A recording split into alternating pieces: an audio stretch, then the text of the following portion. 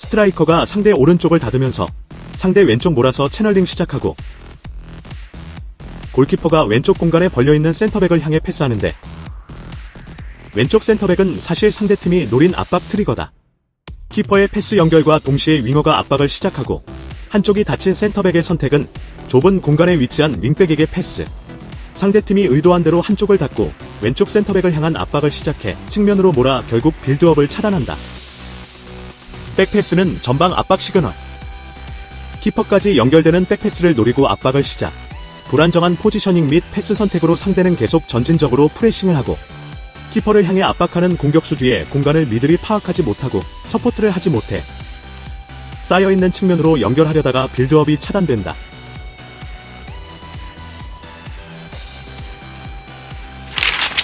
왜 당신 팀이 압박을 당하고 볼을 빼앗기는지, 그렇다면 어떻게 압박을 풀어나올 것인지, 상대 압박을 풀어나오는 원리 및 방법을 전술 보드판 설명과 함께 실제 경기 영상을 통해 알려드립니다.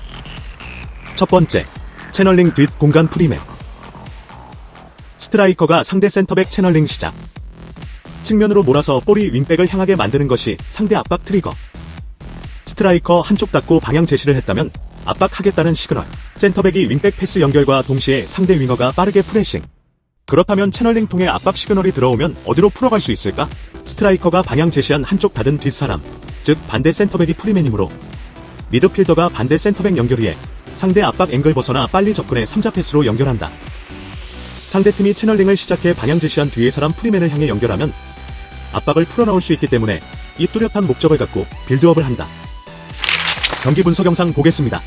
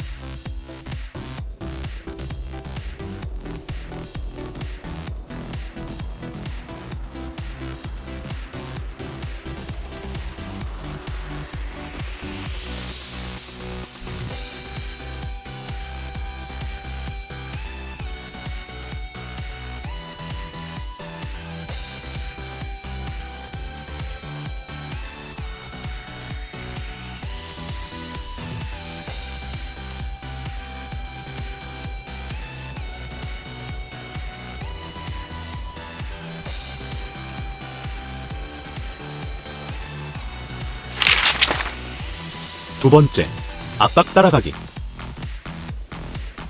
첫 번째 상황, 후방 빌드업 하다가 키퍼 향해 백패스. 미들 잡던 상대 공격수가 키퍼로 점프해 압박 시작. 공격수가 스피드 살려 압박하자 주변에서 다 같이 압박한다. 미들 잡던 공격수가 점프해서 발생한 공간, 압박을 따라가서 볼을 받기 위해 움직인다. 두 번째 상황, 빌드업 상황에서 상대 공격수 2명이 센터백 동시 압박.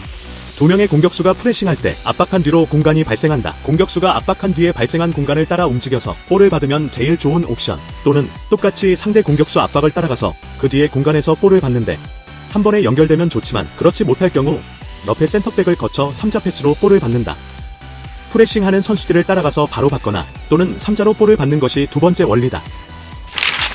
경기 분석 영상 보겠습니다.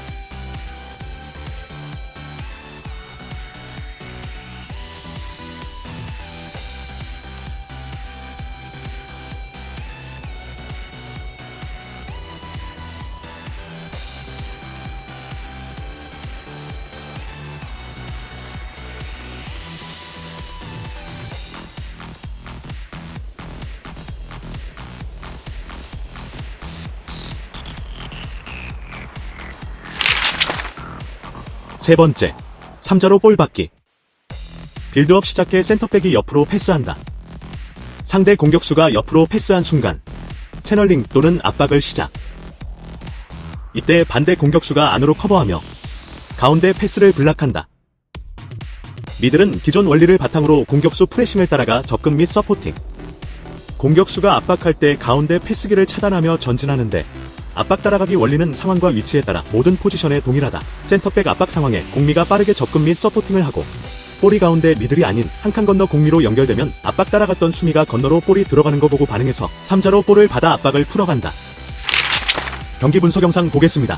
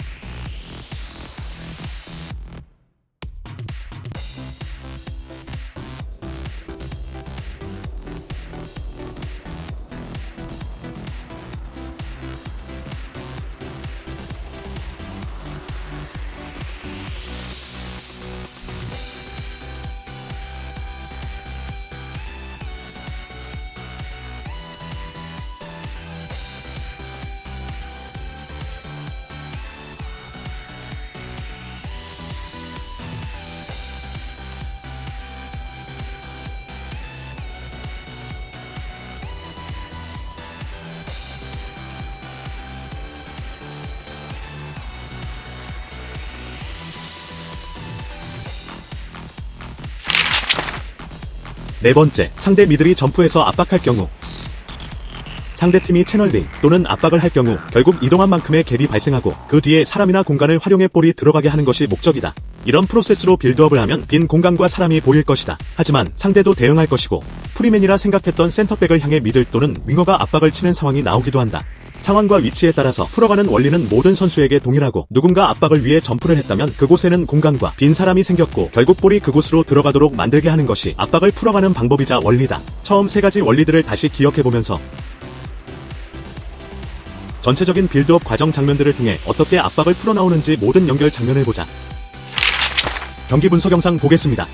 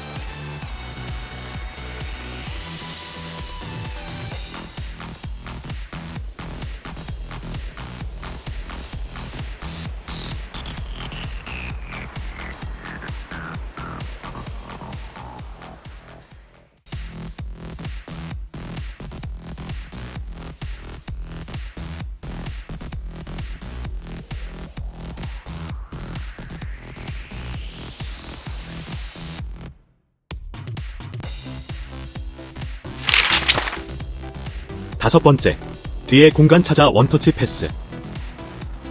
센터백이 옆으로 패스와 동시에 상대 스트라이커가 빠르게 압박하고 상대 미들이 동시에 같이 압박하는데 센터백은 한 칸 건너서 패스 옵션이 불가능한 상황.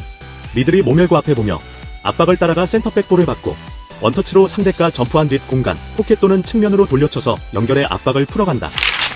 경기 분석 영상 보겠습니다.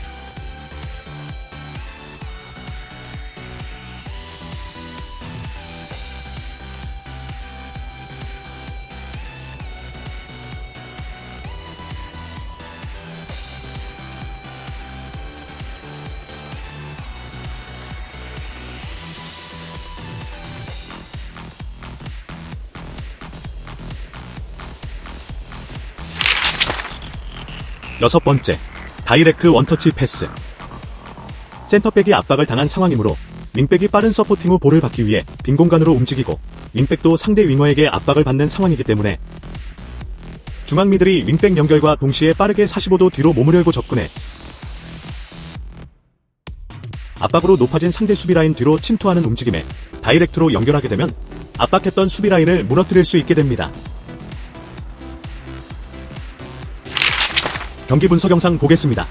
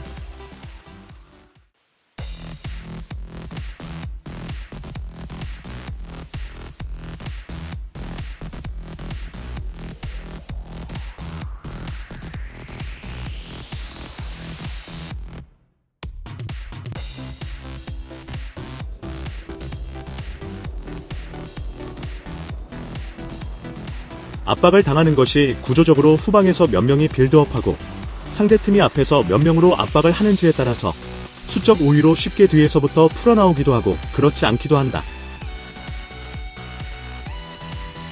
오늘은 구조와 상관없이 빌드업을 하는데 왜 팀 또는 개인적으로 압박을 당할 수밖에 없었는지, 그렇다면 어디서 볼을 받아야 하고 어느 방향으로 풀어갈 수 있는지에 대한 방법과 목적성을 나누고자 했고, 그것은 바로 압박 또는 채널링을 시작하는 뒤에 공간을 활용한 움직임과 포지셔닝을 통해 볼이 그 곳으로 들어가게 하는 것이 압박 상황을 풀어갈 수 있는 가장 효과적인 곳임을 알아보았는데, 영상이 유익하고 도움이 되셨다면 좋아요, 구독과 알람 설정 부탁드리고 다음 영상도 기대해주세요.